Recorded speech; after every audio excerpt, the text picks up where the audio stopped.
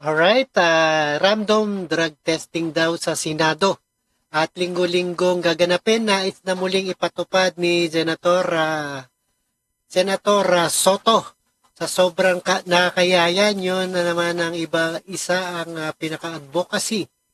Ayan, advocacy raw ni Senator Soto, tapos ay nababalitang ganyan. Ayan, nais na muling ipatupad ni Senator Tito Soto linggo-linggong random drug testing sa Senado.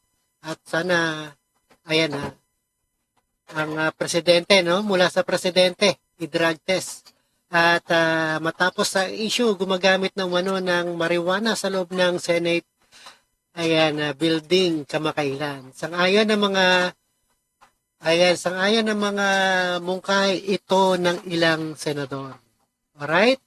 Panoorin po natin dito sa ating reaction video kay Senator Vicente Tito Soto. Alright, let's get it on. Sobrang nakakahiya yan. Yung pa naman ang isa sa mga pinaka-advocacy ko, di ba? Tapos may mga balitang ganyan. Nakakahiya yan, nakakahiya sa mga kababayan natin. Sa Senado pa, kapal naman nila. Nagulat si Senador Vicente Tito Soto III nang marinig ang balita na ilang empleyado umano ng Senado ang nakaamoy ng marijuana sa loob ng kanilang tanggapan. Aniya, Ito yung balita na kay Robin Padilla. Kay Senator Robin Padilla at si Nadia Montenegro ang gumagamit, no? May naamoy daw na marijuana sa Senate building. Yun lang nagkaroon ng ganitong issue. Paliwanag ng senador, noong panahon niya bilang Senate President, laging may random drug testing ang mga empleyado. Magandaan niya ang ganoong Kaya maganda rin na buksan niya, no? Ang presidente, simulan sa presidente at sa kanyang asawa, lahat ng senador para magkaalaman na sino mag-positive. hakbang dahil napipilitang umiwas ang isang individual sa paggamit ng ipinagbabawal na droga. If I'm not mistaken, at least once a week. Hindi naman lahat eh. Pili-pili lang. Itong office na ito. Ayan, dapat general, hindi pili-pili lang, no? Mali naman to si Senator Soto. Hindi pili-pili lang, simulan sa presidente.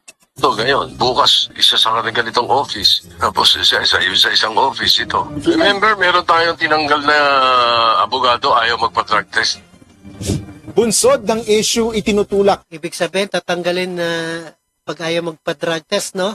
Paano ang presidente kung ayaw magpa-drug test? Tatanggalin nyo? ni Senador Tito Soto ang pagsasagawa ng random drug testing. Ito ay upang masiguruan niya na walang gumagamit ng iligal na droga sa institusyon, makapag-ingat ang mga empleyado at makita ng publiko na nag-iingat ang Senado. I'm informing the media right now na dapat gawin ng yan.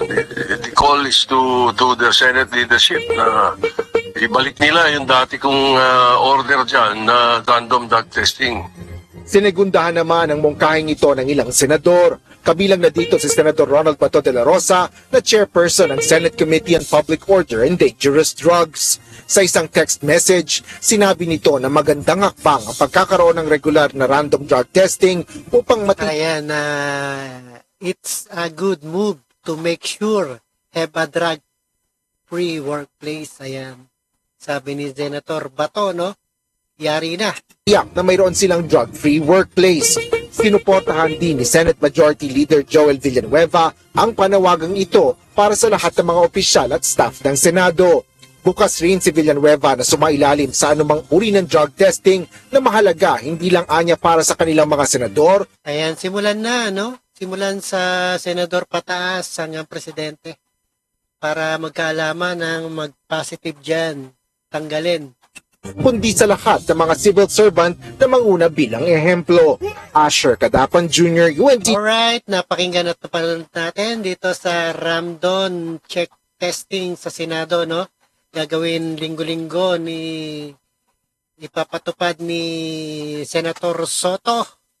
Alright, sana maging materialize yan at na maging mandate sa lahat ng senador, presidente at congressman at barangay captain, lahat-lahat na in general.